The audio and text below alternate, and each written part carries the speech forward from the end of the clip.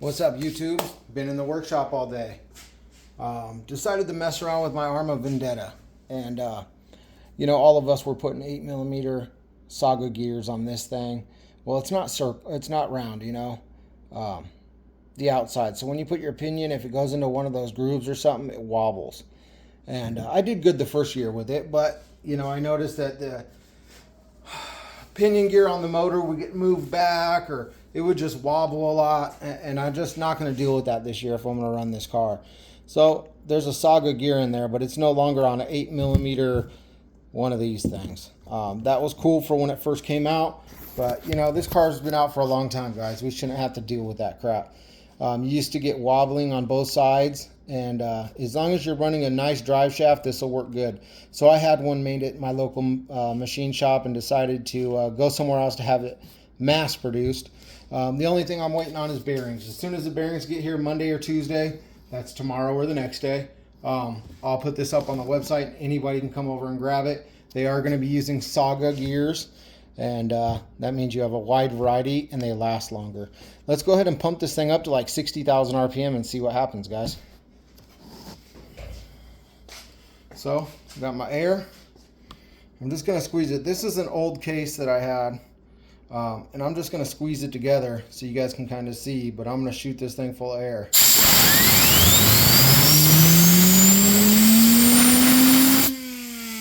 how the gear's not moving whatsoever? It's perfectly straight. No wobbling whatsoever. Look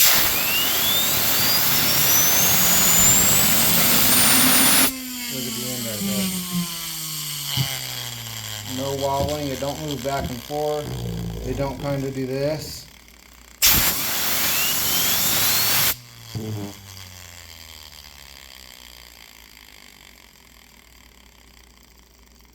So if you hear that little bit of knocking, it's because I'm using a 38 tooth pinion and it's hitting a piece of plastic on the top, and I didn't have time to Dremel it. But once you get a smaller pinion, which I'm sure most drag racers, you know, 38, 39, you'll have to get rid of this little piece on the inside, and I'll show you real quick. So it's right over here on this side. You'll just have to grind that down using SAGA gears. They're bigger gears, but these things, this system is going to work out really good, I think, guys. There's not going to be any wobbling. Look at, with the gear case open,